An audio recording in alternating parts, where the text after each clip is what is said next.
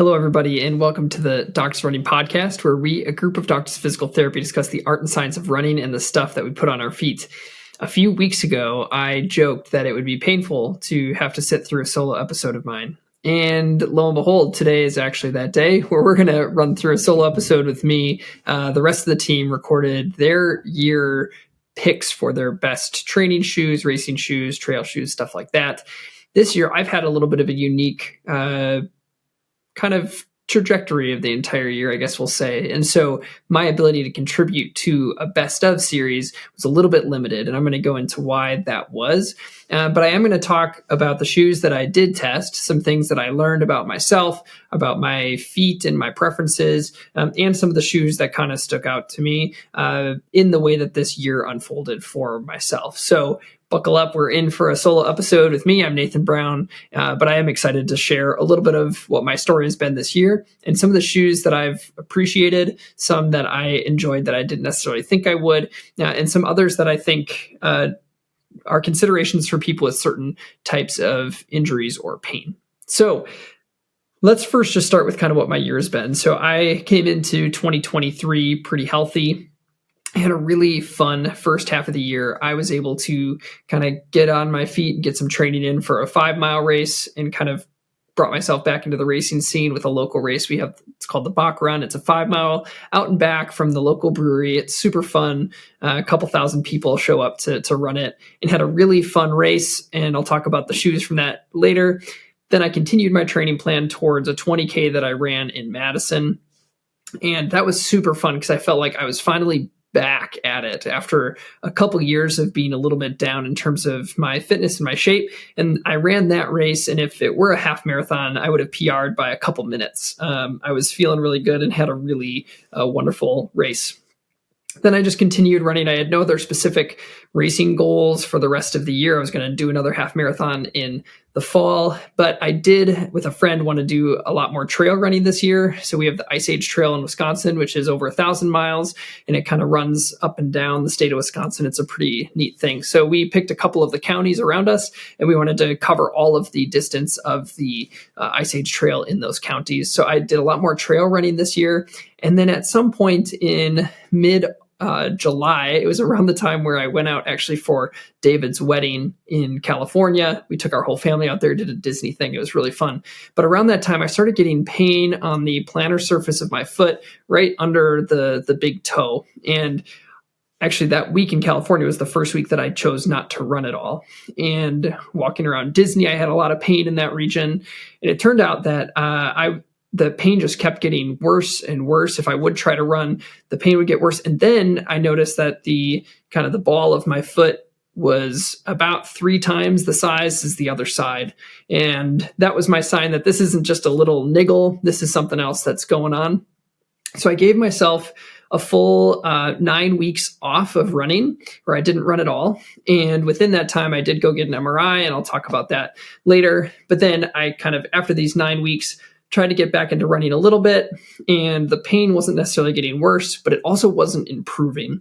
So I tried some graded progression loading for probably like 4 to 6 weeks. And then now I'm in a period where I've been off of running again for 3 more weeks. And I can finally say that I do think it's actually getting better, which is really cool. So I'll go into that a little bit more. So big picture, my year has been one where I was really excited about kind of where my running was going and my fitness levels and kind of some goals that I might be able to set over the next couple of years. And then I ran into some road bumps that I just didn't necessarily expect. So with that said, this year, I only tested, it's a funny thing. I tested like 35 to 40 shoes. I have them all written down. I went back through my calendar and I write down all the runs and what shoes I do them in. I tested 35 to 40 shoes, and I'm going to talk about those and how they fit into both my just normal training, which ones really stuck out to me. And then I'm going to also talk about which ones just didn't work for me because of what was going on with my foot. So I guess let's start there to give you a little bit more details. When I got my pain that was getting worse and worse, a couple of the tests that I did clinically on myself and with another PT that I had here locally, we did resistance testing of the first toe to see, hey, does activation of the tendons on that area of the foot causing irritation. Nothing would bother it. I could push as hard as I wanted through that toe. None of those tendons caused pain. We also would kind of stretch it into extension or pull the big toe back as far as we could. That was a little bit painful, but nothing super remarkable. But just it was really just pressure. And I would be standing on that foot and I would get it felt like there was a ball on the bottom of the foot that was just pushing into, like a very small marble pushing into my foot. A lot of times that marble sensation is more lateral on the foot or more towards the fifth toe, or it's between 2 and 3, and that's considered a Morton's neuroma. But this didn't line up with that. It was a little bit different. So one of my big concerns was, is this a sesamoid fracture? So the sesamoid are these small floating bones on the base of the first toe. And so that was actually what sparked me to, hey, let's go get some imaging and make sure that there's not anything going on. So I had some x-rays. They were clear. If it was a stress fracture of some kind, those wouldn't show up anyway. And then I went and got the MRI, and that showed a couple of things. Basically, if you've heard of turf toe, that's what I have. So it did show a couple things on the MRI, and I'll go into that in a second. But it was the medial sesmophalangeal ligament was torn. And so it's also called the plantar plate or the volar plate. And it's the one that connects from the sesamoid and between the long bone or the tarsal bone and then the first phalanx. So it had some tearing in there. And the other thing that was on there was some tendinopathy or tendinosis of the flexor hallucis longus tendon, which is a tendon that runs through that region as well. So then when you get MRI results, anyone who gets MRI results, you have to make sure that your clinical presentation lines up with what the MRI is showing, because abnormal findings on MRIs happen all the time. So just because you may get an MRI on your back and it says that you have a bulging disc at these certain levels, or you have degenerative joint disease or degenerative disc disease, that doesn't necessarily mean that's what's causing your symptoms. It's common for people to have abnormal symptoms in the back. For example, by the time we're 50% of people have degenerative joint disease with no pain. So I think when I got those MRI results, the question was, what lines up with my clinical presentation? And because of the swelling that was getting really, really large and the irritability that would happen when I would bring my foot into extension, depending on what type of shoes I would wear, both me and the orthopedist that I was working with agreed that it probably was primarily this turf toe or plantar plate rupture that were causing the symptoms, which honestly was a really frustrating thing, because when it comes to a lot of the more common running injuries, you think about Achilles tendinopathy, patellar tendinopathy, IT band stuff, all of these different types of injuries that have to do with a tendon or a muscle, those you can do a lot for when it comes to rehab. You can do loading exercises, you can do progressive loading programs, whereas something like this, where it's a ligament tear, you have to protect it and give it time. And if you remember back to the episode that Matt and I talked about, a lot of times the healing time frame for ligaments can be even up to 6 months. And that's assuming that you don't do anything to reset the process, and assuming that you put it in positions that allow it to go through the healing process that it needs to. So I wanted to try it on that early. That's why my phases of running, where I started with 9 weeks off of running, and I was both listening to my symptoms as well as looking at that time model and thinking, okay, it's been 9 weeks. I'm going to start giving it this progressive loading. I used on my treadmill, I have a lever system. So I hooked up on that and did some running, and it never hurt while I was running. But I did notice that after I would go on these runs that were limited even to 5 minutes, up to 30 minutes, I could just notice the next day and the day after, it was just a little bit more sore. And after, again, 4 to 6 weeks of trying to see, would I continue to improve even if I tried to give in some loading, it just wasn't ready. So that's now where I'm at with, again, I'm taking another long period of time. I'm going to take off. It's December 10th today. I've kind of committed to finishing the year out, resting from running. But in the meantime, I've been doing a lot of other types of exercises. So that's kind of the background of what the injury was. And again, it's frustrating because it's not like I can do a lot of this loading to directly help this issue. However, what I have been doing is a lot of loading of my first, so of the flexor hallucis longus, because there's that tendinosis there. I was like, hey, if it's there, I might as well treat it. So I am doing a loading program for that. I've been doing other foot intrinsic strengthening and strengthening for other parts of my arms and legs. But I've learned a lot about myself when it comes to diligence and consistency with things outside of running, and I'll go into that later. But let's take a pause about my own journey of this year, and let's enter into some shoe conversations. So I want to talk first about the daily trainers that really worked for me this year and the ones that maybe didn't work so well for me. There's a couple that I want to highlight. The first was one that I mentioned in our mid-year kind of conversation about the best shoes for the first half, and it was the Clifton 9. That was a shoe that really, really worked well for me. I got a lot of long runs in on that shoe, and as I talked about then, it's a Clifton. They didn't do anything crazy to change the geometry or anything like that, but it's just that new foam compound gives it a little bit extra bounce that made it really enjoyable for those easy runs. But also I took this on multiple runs over 13 and 15 miles, and both of those felt great. It felt like they had life the whole time. One of them was on a cold, really cold day, really cold day, like a under 10 degrees kind of a day. And it felt good overall. It was dry pavement and stuff. It's not like I was on ice or anything, but it's just really cold. And it held up really well there. And I just liked lacing it up. The only issue with it for me is, despite it having a slightly wider toe box, I do wish that it was even a little bit wider, or I just got the wide version. But the Clifton 9 was still a top shoe for me, given just that new foam compound and overall just smooth transitions. And it did well both at the easy paces and when I wanted to pick it up a little bit.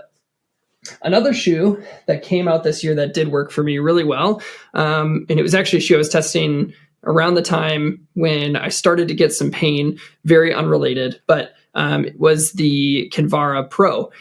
Very different than the Clifton because of how stiff it is, because of the plate. Obviously a very high stack. You have the layer of PB on the top, layer of Power Run on the bottom. But what worked for me is the level of aggressiveness of the rocker was gradual enough for me to just get into a long run rhythm. So this was just a floater shoe for me. I could put it on and I could just pound miles out, and it felt really, really good. The plate design and the stiffness of the forefoot actually worked really well for the injury I had, because again, that plate on the bottom of the foot is put on stretch when you extend the toe. So when I start to talk about some of the shoes that worked well for me in that phase, I'll explain that toe spring and flexibility of the forefoot weren't ideal for running. And so that's why this was actually a really good option. The only issue is that I was also really sensitive to how tight the beginning part of a toe box was. And so the Kinvara Pro, despite having some room, was still a little bit more of a stiff upper. It doesn't have a super amount of give, and it was just a little bit too snug. And so when I would get that compression, it just caused irritation to my foot. So this could have been a great option for me moving forward as I'm coming back from running, but it's just a little bit too snug to pull that off. Another trainer that I wanted to touch on was actually the Cumulus 25 from Asics. Huge update to the Cumulus, not really recognizable in a lot of ways to the old models. They really did a lot with the geometry and the flaring of the sole, the shaping and the sculpting of it. They really gave it an upgrade. And this was one shoe that just didn't work for me this year. I like the direction that they're going. They want to give it a little bit more life, but I think that the posterior flare and the lateral flare combined on this shoe was just too much. They put a lot of width here to add. They want to add some structure and stability to these training shoes.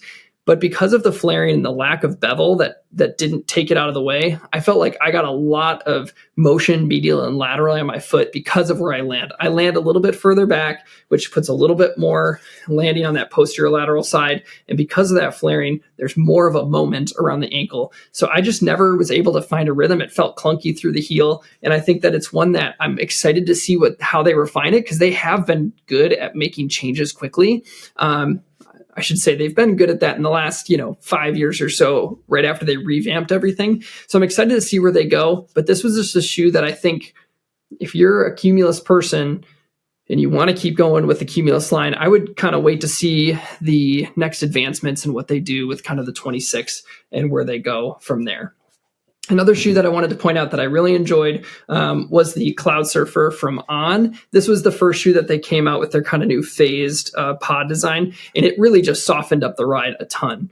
I'm not necessarily a huge fan of super soft shoes, but this one was really enjoyable to run in for those easy runs, and it does feel light enough and had a really comfortable and wide forefoot upper. So this is one, if you're thinking about trying on, you kind of have to decide what life of On do I want to go into. Do I want to go into their traditional models, in which case you could look at something like the Cloud Monster or the Cloud Flow. They have kind of their more typical design of these clouds.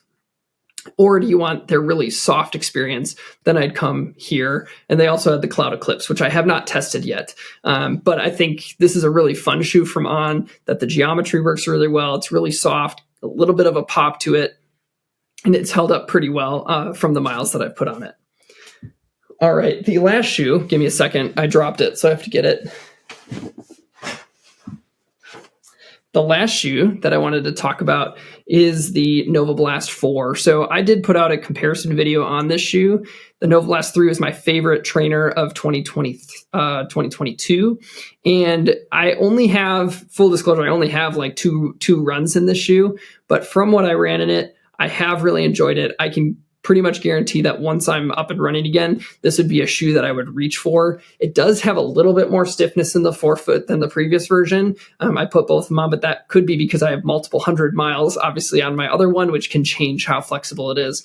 So it just feels a little bit more stable again through the heel. It seemed like they widened the base a little bit, and it just is another Nova Blast, and I've been really enjoying those even since version 2. But version 3 was my favorite, and I just love how cushioned the forefoot feels with the grooves that they cut out and kind of this crash pad that they put in the forefoot. So those are a couple trainers that stuck out to me this year.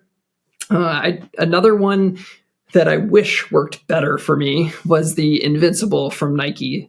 Cushioning was fantastic. I did a lot of really great workouts, long run workouts in that shoe leading up to my 20K. But the only issue was that the heel construction and the hold was pretty wretched. So it was so loose that rocks I run on the Green Circle Trail around Stevens Point, which is a crushed granite trail, and rocks would even be able to slide into my shoe. That's how loose it was. And it would just slide around. Underfoot feel was awesome. A lot of great things about having that mode of ZoomX underneath. It just didn't work from a fit perspective. Now, contrast that with testing the Vomero 17. That was a really nice daily trainer. It was my first Vomero that I've ran in, but it had dual density midsole. You had some ZoomX on the top, and the fit was just way better. Definitely more of like a comfortable cruising kind of daily trainer, but I would hope that they can take some of the construction of the heel fit on that shoe, or pretty much any of their shoes, and put it into the Invincible. I think that it would make it a shoe that I would reach for all the time. The other thing I would notice about the Invincible is that the upper minimizes stretch as well. The Vomero is more of that comfortable cruiser, has a little bit of a flexible upper. The Invincible has more of a rigid upper that tries to lock everything down. They just failed in the heel to make it work. But in the forefoot, it's that little bit lower volume. It's going to lock the foot in, so it doesn't have a lot of stretch. And with the way, again, that my foot has been working with me, I'm curious to see if that lack of flexibility would cause me issues. But I hadn't been testing that at the time when my foot started to bother me.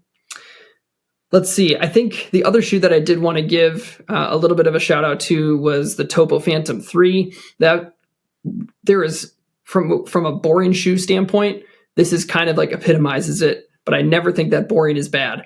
It has a good amount of cushion underneath. It has a little bit of a drop, and it has a nice wide toe box and transitions fine front to back. Really great for standing and walking around at work. The colorway just wasn't conducive, the one that I got, for wearing it at work all the time, but super comfortable for walking, really comfortable for easy runs. I wouldn't take it on anything fast, but it could cruise really, really nicely.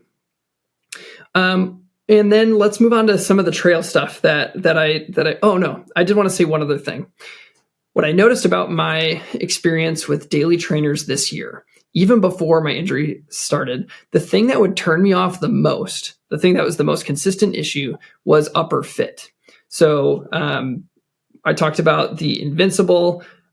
even some of the ways that I talked about the Kinvara Pro, there were a lot of things with these uppers that they were just a little bit too snug, and the forefoot didn't hold the heel down well. And I think I learned this year how much I value a good fit in a shoe, making sure that it's something that I'm not going to have to worry about at all when I go out and run. That's why I did really like the Cloud Surfer, because that fit is really comfortable, good amount of cushioning in the heel, but not too much cushioning in the heel where it got sloppy. And then the forefoot had enough room to let the foot kind of breathe.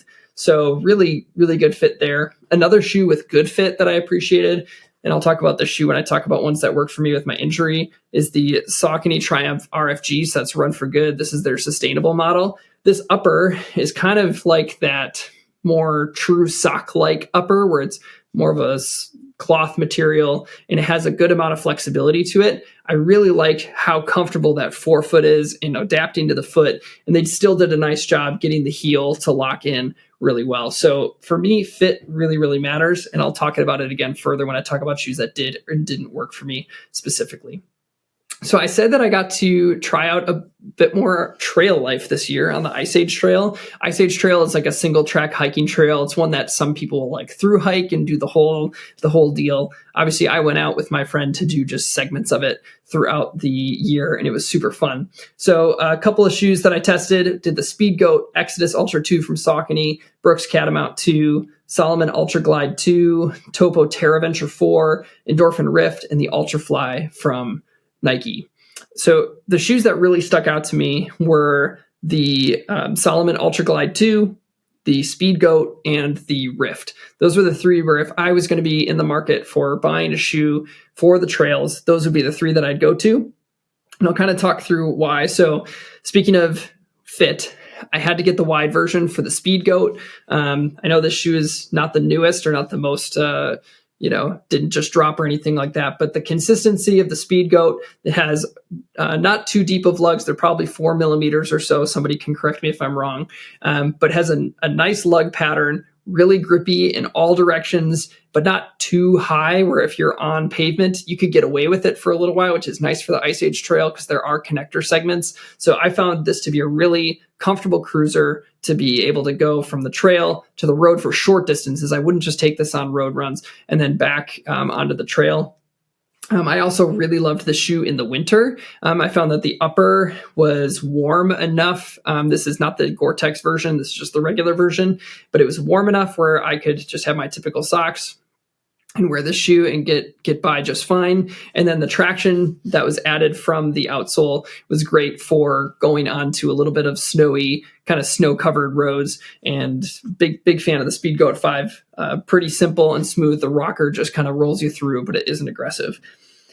In the same way, that's part of why I loved the Ultra Glide 2 from Salomon. And I still think this was my favorite trail shoe from 2023.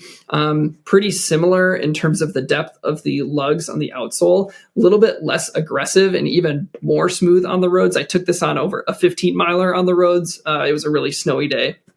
So I did have something on the ground, but I was on the roads and I had over 15 miles in this shoe, and it worked fantastic, both for grip.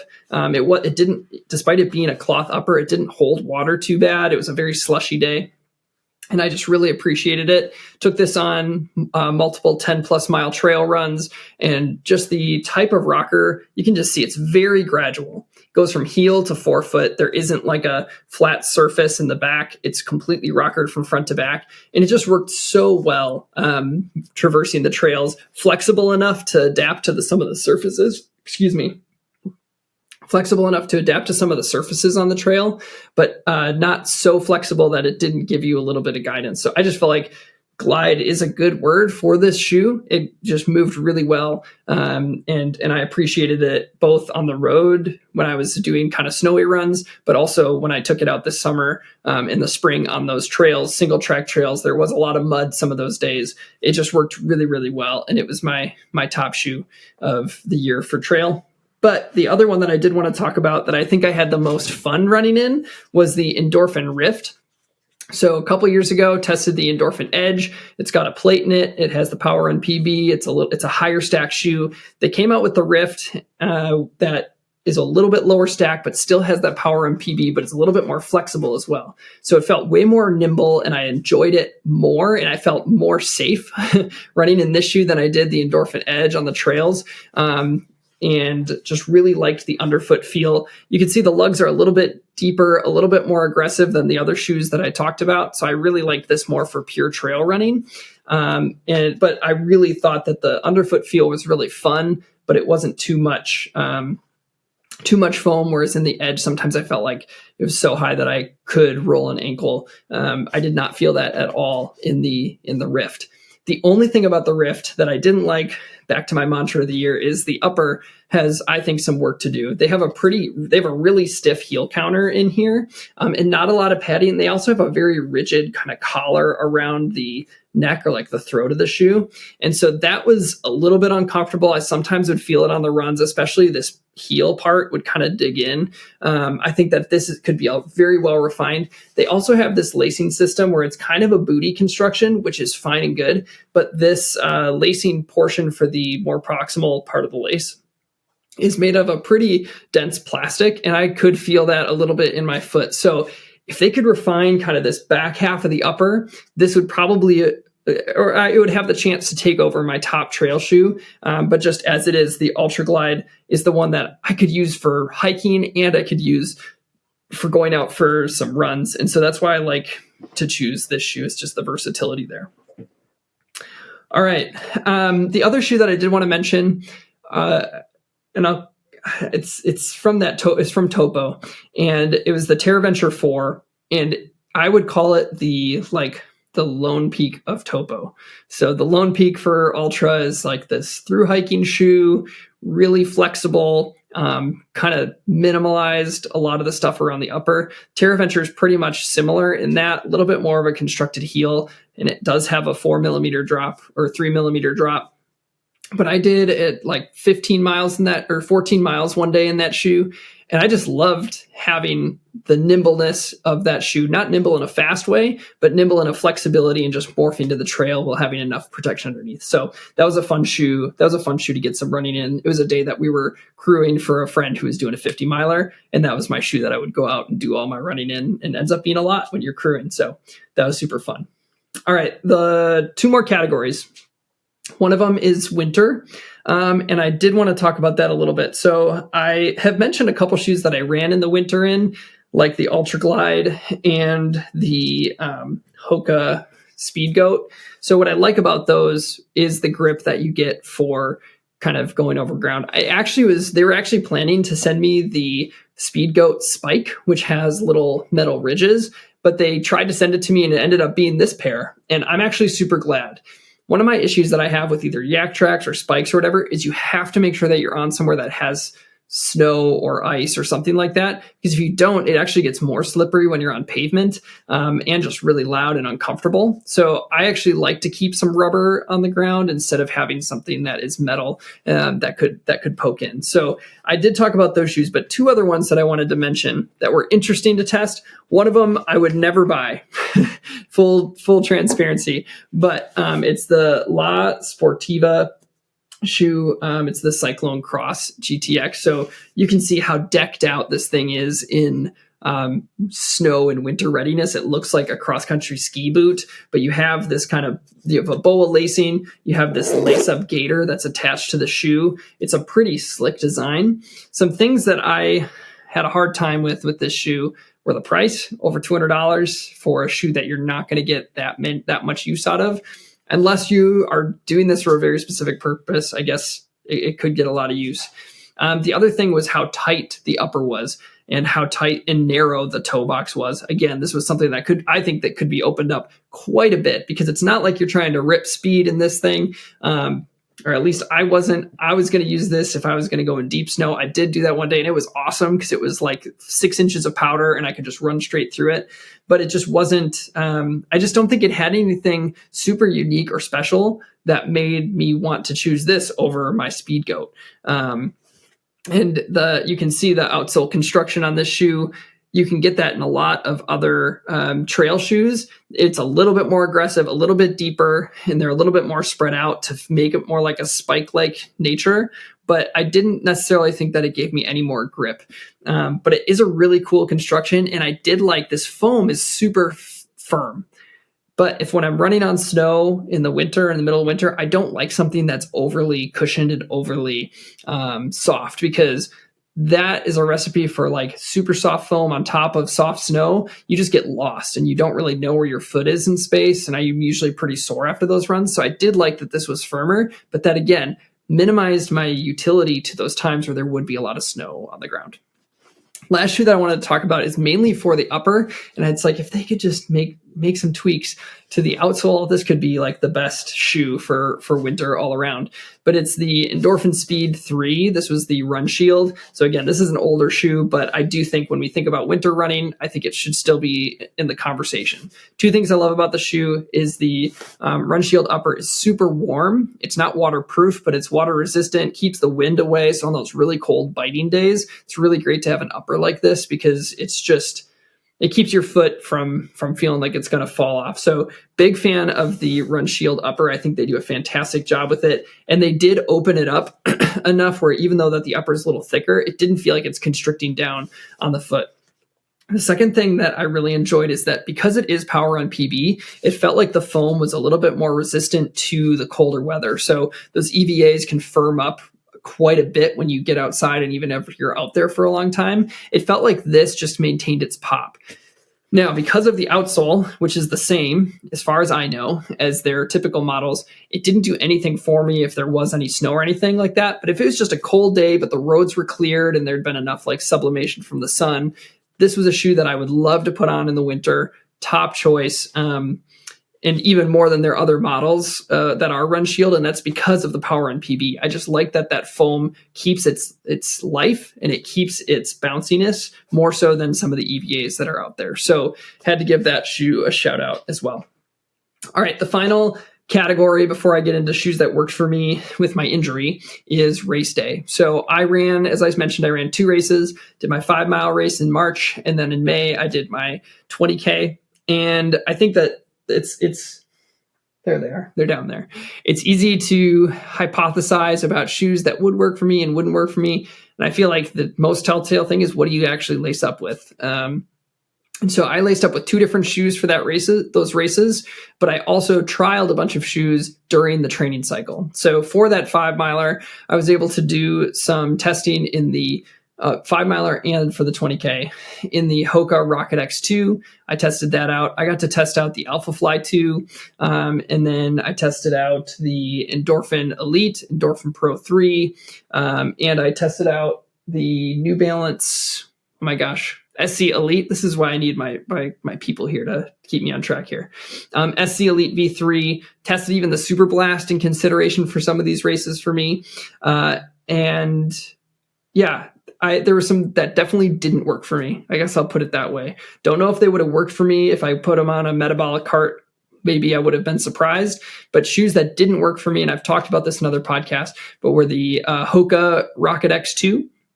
I just felt like I was having to climb out and I couldn't get into a nice rhythm in that shoe. I did some really nice progression workouts, or kind of, when I say nice, they were fun. They were fun progression workouts, but I just couldn't get into rhythm really at any pace until I was lower than my 5K, or like faster than my 5K pace. Cause then I was really, not so much back on my heel, but kind of up towards my forefoot. And besides that, I couldn't get into a good rhythm. So that shoe just didn't work for me. And the other one that just didn't work for me was actually the Alpha Fly 2. It was super comfortable, but it just was so clunky for me in that transition from the heel to forefoot. I like the amount of cushioning. The width of the forefoot felt really nice, but I do think I'm excited. I just got the Alpha Fly 3 shipped to me like last week, but I haven't ran in it yet. I'm excited to see if I enjoy the Alpha Fly unit with a connected midsole, to see if that changes that transition from heel to forefoot. Because I did like the amount of cushioning and the width that was going on there. So those were some that didn't so much work for me. Ones that did work for me quite a bit were the SC Elite version 3. And when I say it worked for me in that sense, it was very comfortable and worked super well with my mechanics. Even though it was a softer shoe, which again, I typically don't gravitate towards, The transition from heel to forefoot and through felt so smooth, and I didn't feel any hitches in the entire thing. And I would take this on, I actually enjoyed it more for like easier portions of the runs. And that was when I decided I wasn't going to take it for the races, because I would go do my workout and I would enjoy the warm up and the cool down more than I did the effort. So I really like how it worked with me for running in general, but not so much for the workouts. So with the new version 4 coming out, which we have not seen or tested, but we have heard they're changing the midsole. I'm excited to see what their kind of geometric design and their ability to play with midsoles does when you have a foam that might have a little bit more life to it. So that one worked for me in one sense, but not enough to pull it on race day. The one that I brought with me, I guess maybe I don't have it next to me. That's okay. The shoe that I ended up wearing for the 5 mile race was the Saucony Endorphin Pro 3. I tested that and the Elite. The late stage rocker was just too late for me, whereas the Endorphin Pro 3 has a little bit more of a gradual rocker. It's still aggressive, but it starts a little bit earlier, and it allows you to just roll through to the forefoot a little bit easier, even at slightly slower paces. And so I took that shoe out for the 5 miles. I anticipated kind of holding myself back, but classic running circumstance where you get to the line and you can't slow yourself down. I had a really great race in that shoe. It felt smooth the whole time. I felt like I was in rhythm and would have no problem taking that any further. But for the 20K, I used a different shoe, and that was the Vaporfly Next Percent 3. And I absolutely loved my race in that shoe. Super streamlined. It felt like nothing is wasted in that shoe in terms of midsole width or geometry or extra foam or extra upper. It just felt like they did a really nice job sculpting the shoe. And I had a PR race, which it's easy to love a shoe when you have a good race day, even though the shoe wasn't what made the race day. But I really enjoyed kind of my race in that shoe. I'd pick it again, and it was awesome. I would have to test out some other racing shoes to try out the Alphafly 3, see if it would usurp it for a race in the future. But as of now, that's kind of my go-to racing shoe for longer distances, at least up to the half marathon. I think I'd have a different conversation if I was running a marathon, and it would depend on what kind of shape I'm in. But because I was in such good shape in May and was feeling healthy and good, it was easy to lace that shoe up, and it just felt so light on foot in comparison to some of the other shoes that I had been testing, and just really enjoyed getting turnover in that shoe. And I'd do it again. It was really nice. Okay, so I wanted to talk about a few shoes that worked well for me and a couple tips that I learned along the way when it came to the injury that I had. So remember, it was a plantar plate rupture. So anything that would bring me into a lot of extension would cause irritation. And then anything that just lead to compression would irritate that region. So let's start with the good. Start with the good stuff. There was a couple of shoes that, as I was returning to running for that period, that really, really worked well for me. Some of them made more sense to me than others. But the first one that worked really, really well was actually, funny enough, the On Cloudboom Echo 3. I was not doing anything fast at all. But what this shoe had going for it was I went down into by this shoe wall, and I picked up every shoe and I tried to bend everyone. I was like, I want the shoe with the stiffest forefoot rocker.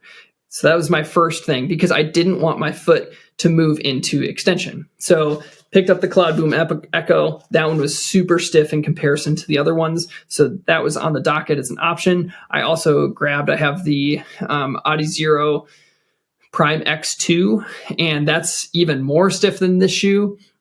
So that was another one I was thinking about trying out. So I just grabbed all these stiff rocker shoes because I wanted to avoid extension of the toe. But what it came down to was which shoe had the rocker, but didn't have the toe spring, and also didn't compress my foot too much. So the Prime X2 from Adidas, way too snug in the forefoot for me at that time. And the foam underneath was just a little bit firmer, which means that it was pushing up into that swelling that I had and just causing irritation. Another shoe that I tried that just didn't work, it was close to working. The cushion and the softness of the foam was nice. It allowed kind of that swelling that I had to push into it. But if you can see, this is the, what is this called? Wow, there we go. SC Trainer, that's it. Too many shoes. The SC Trainer V2.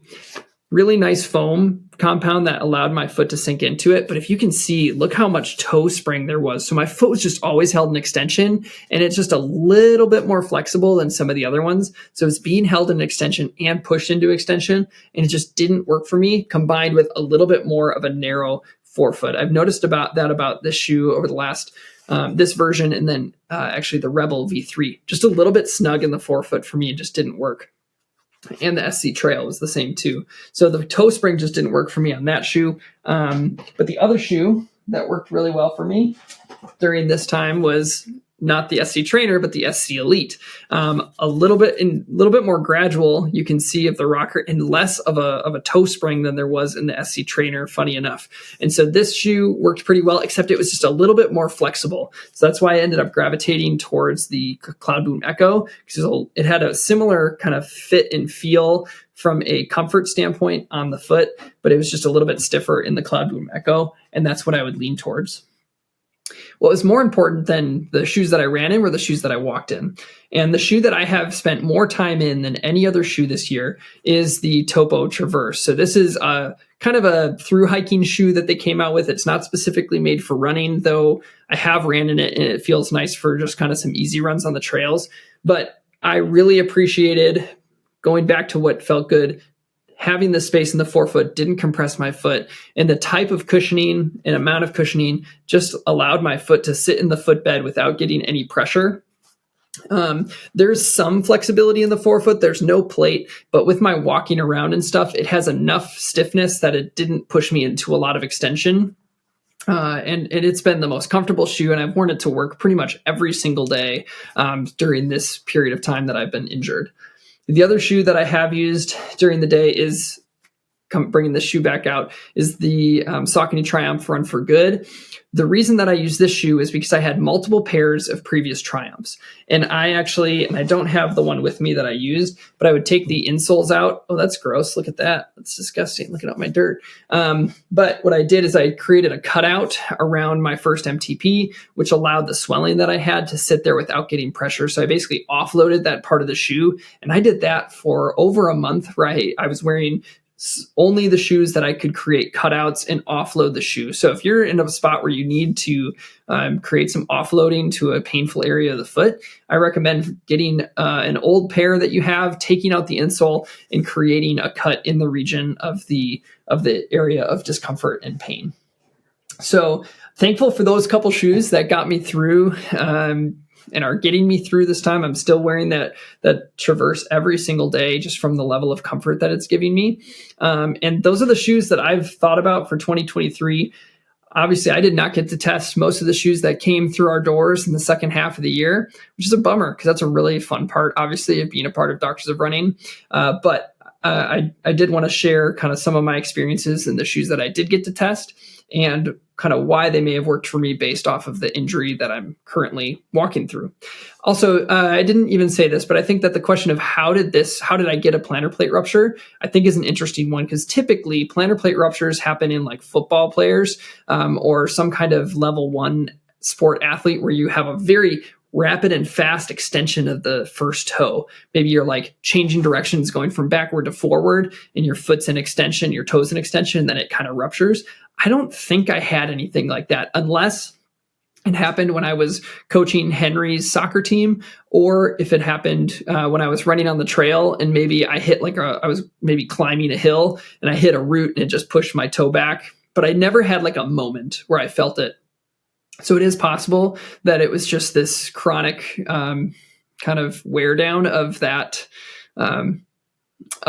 ligament, and then it just kind of reached its failing point, and now I'm just letting it recover. So I don't exactly, again, know why it happened. Part of me wishes and hopes that it was kind of that there was an incident that happened, because then it's not having to do with kind of my training volumes and having to rethink that. But obviously that's all part of kind of recalibrating as I think about jumping back into running.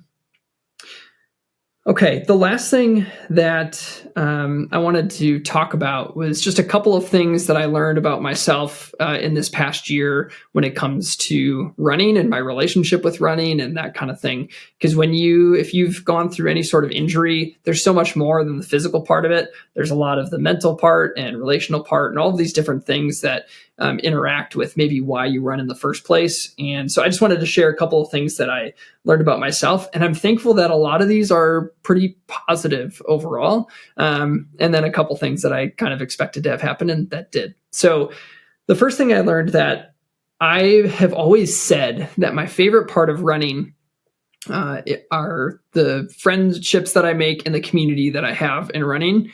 And it's kind of encouraging to see that that's true. I have people come over every single Thursday to our house and just like some friends, and we run from our house and we sit and we drink coffee. Well, they drink coffee. I drink chocolate milk.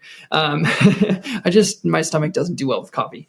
But every single Thursday we get together and we run and we do that. And even though I hadn't been running for like 15 weeks out of this year, they've still come to our house. Sometimes I would bike with them, but now that it's so cold, I just wait for them inside. I'll welcome them in. We chat, we drink coffee. And I'm so thankful for the running friends that I have and that I'm still able to be in relationship with them, even though I'm not out there running with them. But I have noticed that's the flip side, where one of my easy ways to connect with people is to go on a run with them and you chat. And I just love when you're with somebody and you're running, it's easier to talk about stuff because you're not looking face to face. You're kind of distracted by whatever's going on around you. And it just feels like you can open up about life and all the stuff going on. So I have missed some of that, my ability to connect with people in that way. But I am thankful for the running friendships that I have and that those have been able to continue because they're still willing to kind of come over and do their thing while I'm waiting for them to come back. So running community really is what I love about the sport. And it's still the thing that I love about the sport and the activity. So really, really fun. I also learned that I did a project as part of my doctoral studies that I'm doing right now for my educational doctorate. And it was about running identity and how health habits inform things like our identity and how deeply that can impact our day-to-day life. So I had always thought I had a pretty healthy relationship with running. And I'm thankful to say that even though running kind of got taken away from me for 15 or so weeks, that I have been like good on like a base level inside. I have been able to still have like joy and happiness and all that stuff. And I found other ways to spend my time because I did run a good number of hours a week. Still find other ways to be somewhat active, other ways to connect with people. And I just was thankful to find that wasn't a linchpin in my life that was like keeping me afloat, which I think is a healthy spot to be. So I was thankful to find that out too. I also found that I maybe am more patient when it comes to recovery than I thought I would be or than I have been in the past. Because sometimes when I've had smaller niggles, I start to like, oh no, if this gets really bad, maybe this is going to derail me a little bit. I'm going to be really frustrated because it's going to do X, Y, and Z to my fitness or whatever. And I've been pretty thankful that I've felt pretty patient, like even in this phase of trying to come back to running and now being off for three weeks and thinking I'll be off for 3 more or so. I have been in a good patient spot, knowing that the healing time frame exists, kind of listening to the PT side of myself, which is kind of rare for me, saying, hey, this could take up to 6 months to actually heal. Give it the time that it needs. Do the other things that you can in the meantime to keep moving and have fun and be with people. But I've also been able to listen to kind of some of the advice that I would give a patient where if they were trying to either rest from it, protect it with different taping techniques and all this stuff, also doing some loading to the tendons around the area just to keep the foot strong since I'm not using it in the same way. So I have learned that I'm a little bit more patient than I thought I may have been when I would actually get into this situation. The final thing I learned about myself is that I love running. And I don't love pretty much anything else. I did a lot of biking for a while, brutal, never enjoyed it, not once. But part of it's because I biked alone. The second thing that I still don't love is lifting. But again, I was doing it alone, and it's just really, really hard for me to get motivated. Swimming's fun. I did enjoy swimming. However, I didn't like waking up extra early, having to go into a pool where it's like dark. It was dark outside and it's cold outside. And then you got to go into a cold pool, swim laps, shower. It just was so time consuming. So there's just all of these different forms of exercise. I learned I don't like any of them as much as I love running. So still thankful for running, excited to get back into the swing of it whenever that happens, hopefully in the next, month or so. But, learning a lot about myself, learning that accessibility to exercise is a key thing. It's so much harder for me to get to the weight room because I can't just put on shoes and run out the door and go run. I have to drive to a gym. I have to get inside that gym, and then I have to shower after or go home and shower. So accessibility really matters. And I can see where that can lead to difficulty with consistency for a lot of people. And I know for sure it has been for me when it comes to lifting. And then I haven't tried any of those activities with people. And I think that if I did, maybe I would learn a lot about myself. Or that was just a weird phrase. What I would say is maybe I would be more consistent with the things that I didn't like if I was doing them with people. So maybe that would be something worth trying. It's just harder to coordinate. Okay. I think that's everything that I wanted to talk about today. I babbled for probably way longer than you have wanted to listen to me talk about, but there's my thoughts on 2023, the shoes that I got to test, which ones worked well for me, which ones I am excited to see progressions of in the future, and also some of my journey walking through a ligament sprain in my foot. And for anyone else who's going through a longer standing injury, we're going to get there. We're going to heal. We're going to do the things we have to get back, and it'll be fun to see what's on the other side. But hope everybody has a great night, great day, or whenever you're listening to this.